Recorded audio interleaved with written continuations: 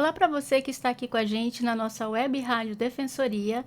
Esse é o podcast Entrevistas DPE.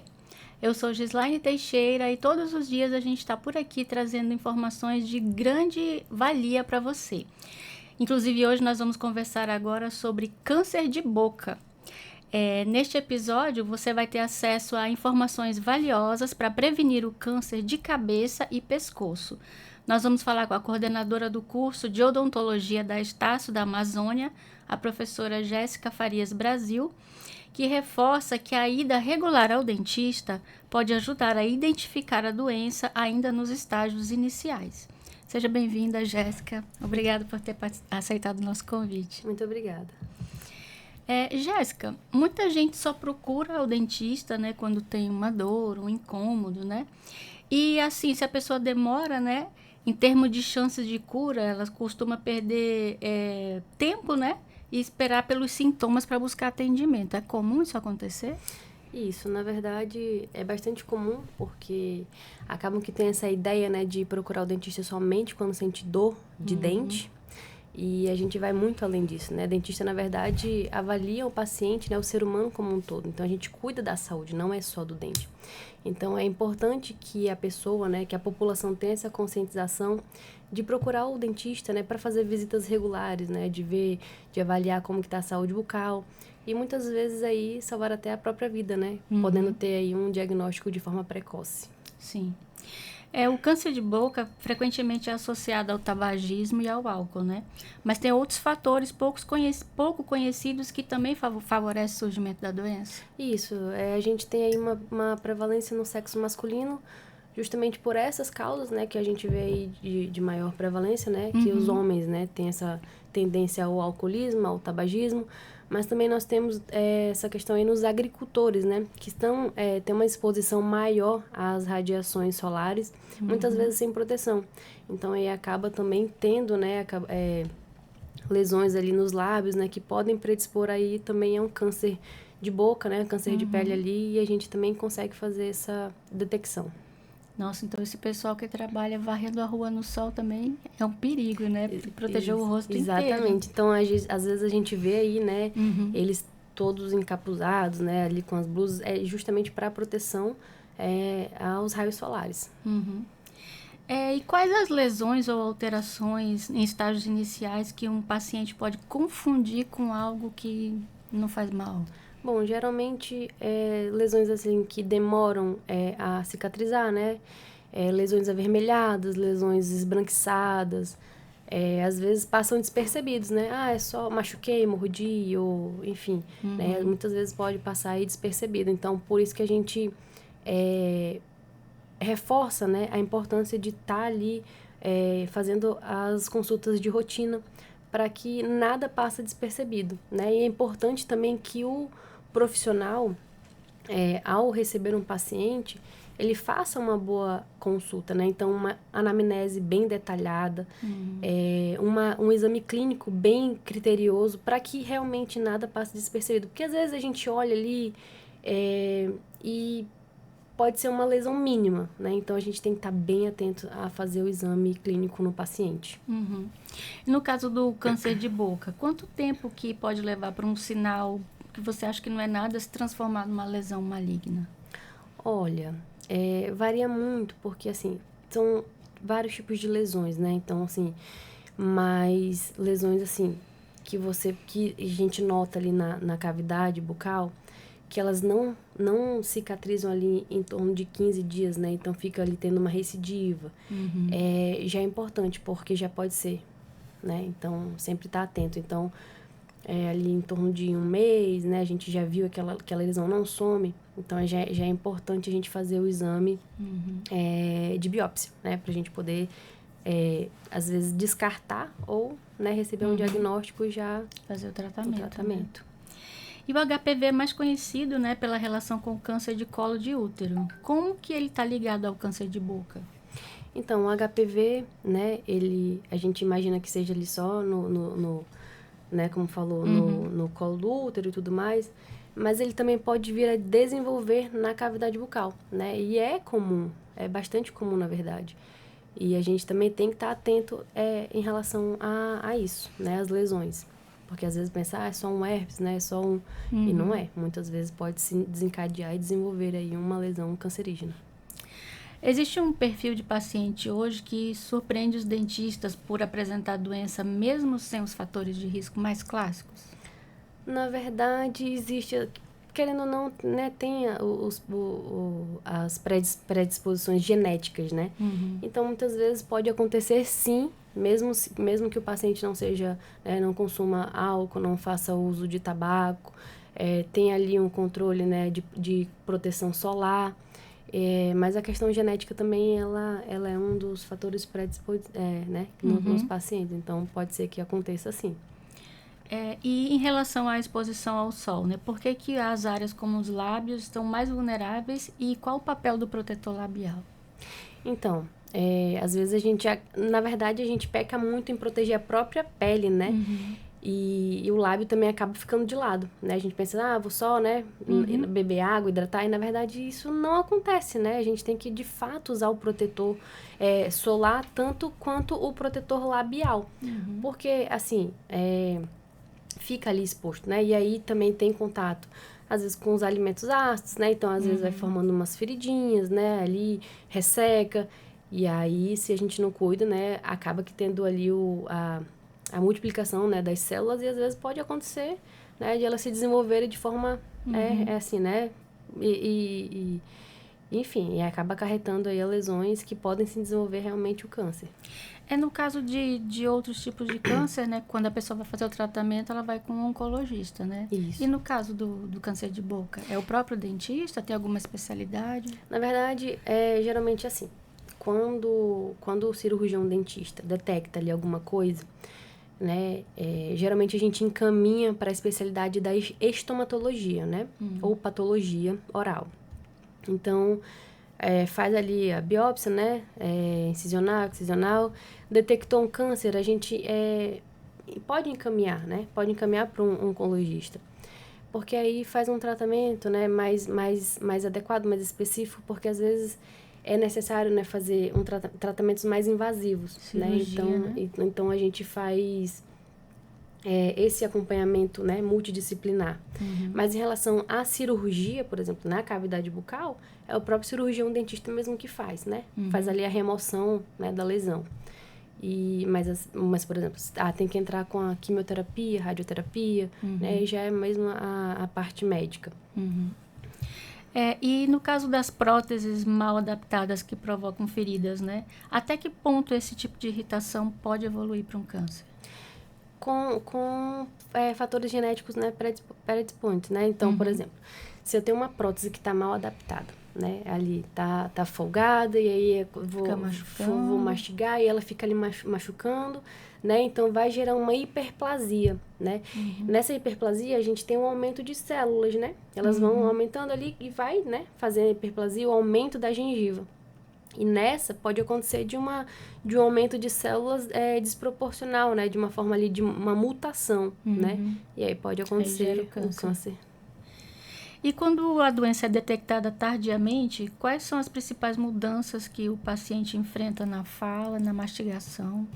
Olha, existem fatores assim que de fato acometem completamente a vida, né?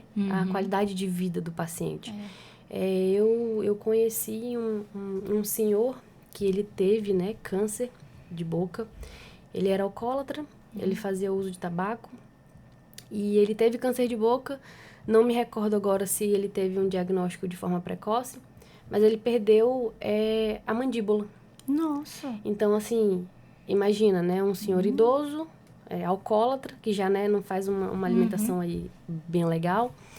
E aí depois ele era só líquido, porque ele não tinha como mastigar, né? Não tinha ali perde, né, totalmente a função. Então, compromete completamente ali a qualidade de vida de um paciente que está se saindo de um câncer que já maltrata bastante, né? Já é um paciente alcoólatra. E aí, assim... Diminuiu bastante a expectativa de vida dele, né? Exatamente. E sobre a alimentação, quais nutrientes ou hábitos alimentares podem atuar como fator de proteção contra o câncer de boca? Na verdade, assim, de uma forma geral, né, falando não só especificamente do câncer de boca, mas eu acho que por uma qualidade de vida, né, a longo prazo, incluir, né, as fibras vegetais, legumes, verduras, né, de uma forma geral, os grãos, né. Então, a hidratação, né, a água aí, ela é bastante importante aí para tudo. Então, eu acho que a qualidade de vida, né, assim, em questão de alimentar, ela é não especificamente para evitar, né, só câncer de boca, mas aí é para ter qualidade de vida real ao longo, né, até o final da vida, porque ela impacta diretamente na nossa saúde como um todo. Então, é importante que a gente tenha essa conscientização também de, né, questão de embutidos, né, de processados, assim, a gente tem que excluir, assim, da nossa vida. É um pouco difícil, né, porque a gente hoje já está muito habituado a isso, né, mas a gente tem que ter essa conscientização mesmo. E no caso, a higiene bucal, ela está ligada à prevenção de cáries e gengivite. Mas se a pessoa tem uma má higiene, ela influencia no risco de câncer? Na verdade, não é que influencia de forma direta, né? Mas Imagina que se a gente não tem... A gente tem ali um fator de predisposição a desenvolver o câncer, né? Eu sou alcoólatra, eu sou tabagista, né? Então, e além disso, eu não faço uma boa higiene, né? Então, eu vou ter focos de infecção na boca, que pode sim se juntar, né, ali e agravar a situação. Mas também pode ser que não, né? Assim, a gente tem que estar sempre batendo na tecla, né, de que a higiene bucal, ela evita aí diversas doenças, na verdade, né? Não só a cárie, não só a gengivite, mas hoje a gente tem casos, né, de uma má higiene, que aí a bactéria pode cair na corrente sanguínea, vai pro coração, então dá uma endocardite. Então, assim, são muitas coisas, né? Às vezes o dentista ele é visto só como tratar dente, tratar cárie. E, na verdade, não é só isso, né? A gente, na verdade, cuida de vidas, né? Cuida de saúde. Então, eu gosto de enfatizar isso, né? Para alertar a população mesmo que dentista não cuida só de dente, tá? A gente cuida, assim, do ser humano. E eu gosto muito de falar, né? Porque para os colegas também da profissão, né? Olhem o paciente, olhem aquele ser humano que está sentado na sua cadeira como uma vida, né? Então, não olhe apenas para o dente, olhe para ele como um todo. No caso dos cachorros com tártaro, tem uma bactéria, né, que atinge o coração. Isso, exatamente. Que aí é que cai na corrente sanguínea, né? E aí vai parar no coração, né? Que aí é chamada a endocardite. E a gente tem, né? E isso não afeta só pessoas adultas, isso afeta também crianças, né? Então, geralmente quando a gente tem focos de infecção, né, na cavidade bucal ali, no dente, uma cárie, né, um processo infeccioso, então a gente tem que tratar aquilo ali. E geralmente pacientes que tenham já, né, uma cardiopatia, a gente tem que ter uma atenção redobrada em relação a isso. E sobre o diagnóstico precoce, né? O que você acha que mais atrapalha? O desconhecimento dos sinais, o medo do diagnóstico ou a negligência mesmo? Eu acredito que são vários fatores, né? Porque, por exemplo, eu acredito muito na falta de conhecimento também da população em geral, né? Eu acho que esse é um assunto que deveria ser mais divulgado. Por exemplo, eu acredito que a população em geral, elas não sabem ainda como identificar. Geralmente fala, é uma afta, eu machuquei, mordi a língua, mordi o lábio, tá doendo, é um carocinho. E às vezes passa despercebido. Quando vai notar que vai ver aquilo ali, olha, não tá passando, esse negócio tá diferente, né? Isso aqui tá demorando a sarar. E aí quando vai procurar, que vai ver, e aí às vezes, né? Muitas vezes acaba indo, né, assim, pra fila, né? Pra esperar, geralmente atendimento. E aí acaba que quando vai ver já é ali a doença instalada. E também eu acredito que possa acontecer também parte de negligência de profissionais, talvez, né? Às vezes passa despercebido, ou às vezes o profissional não sabe ali, né, identificar.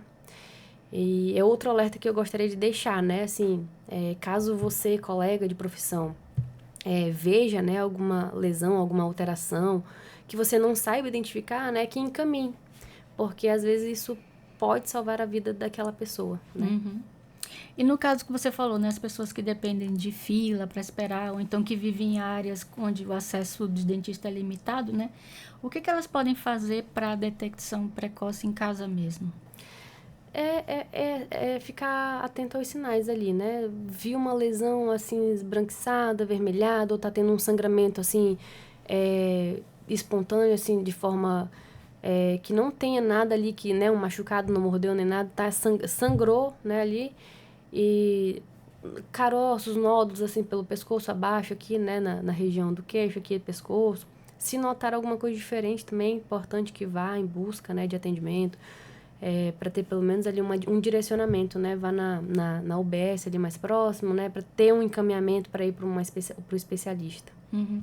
E tem algum tipo de lesão assim que a pessoa não sente dor, não sente Existe. incômodo? Geralmente o câncer, na verdade, o câncer ele em si, no início, né? Muitas vezes ele é silencioso, né? E podendo aí passar despercebido facilmente. Então, por isso que a pessoa ela tem que ficar realmente atenta ali a qualquer mudança, né, de qualquer alteração que venha acontecer. E aí que entra o dentista atento, né? Exatamente. Por isso a importância de manter aí as visitas regulares ao dentista. Você acha que as campanhas de prevenção atuais comunicam bem o risco ou ainda tem um estigma que impede a população de buscar informação? Eu acho que ainda está deficiente essa questão de campanhas, né? De informações. Eu acho que a gente tem que bater mais nessa tecla, né? Mais informações, conscientizar a população, ter mais ações voltadas a isso, né? E eu acho isso de extrema importância, né? Não só o câncer de boca em si, né? Mas eu acho que, de uma forma geral, né? Como o câncer de mama, né? Hoje em dia a gente vê que tem muitas campanhas, todo mundo fala, todo mundo sabe, o autoexame, isso e aquilo, e todo mundo hoje já fica, né? Mais alerta, mais atento a isso. Então, eu acho que o câncer de boca, ele também deve ter essa campanha, deve ter essa conscientização, deve martelar mesmo, assim, para ficar na cabeça da pessoa. Ainda não escolheram um mês e uma cor para ele, não, né? Na verdade, tem aí Tem o do câncer, né? Mas tem que... Específico não tem, né? Realmente a gente vê falar pouco sobre isso, né? E também tem a interação do cirurgião de cabeça e pescoço com o dentista, né? Isso, exatamente. Aí é um trabalho em conjunto, né? Geralmente faz o diagnóstico, né? Se faz a consulta, né? Se faz um diagnóstico com o cirurgião dentista ali, se nota, né, ali uma diferença, às vezes encaminha, né? Mas geralmente trabalha aí em conjunto mesmo, né? No tratamento da doença. Bom, então agora que a gente está tendo a oportunidade de divulgar, convida as pessoas a se cuidarem, a procurarem as UBSs. Bom, é isso, gente. Eu gostaria de deixar esse alerta, né? Para que vocês não tenham medo, né? Que quando a doença é detectada de forma precoce, né, as chances de cura elas são bem maiores também. Então, eu quero deixar aqui um alerta, né, não tenham medo, façam visitas regulares ao dentista, né, seja na rede privada, seja na rede pública, porque nós temos também, né, dentistas especialistas na rede pública. Então, eu deixo aí um alerta e um convite para que vocês façam essa visita regular ao cirurgião dentista. Não tenham medo, tá bom? E é isso. Tá certo. Obrigada, Jéssica, pela sua participação e por essas informações tão importantes que você trouxe. E você se cuide, viu? Saúde é tudo. A gente precisa estar bem para viver bem, trabalhar, enfim. Exatamente. Daqui a pouco a gente volta com mais uma Entrevistas DPE para você. Até lá.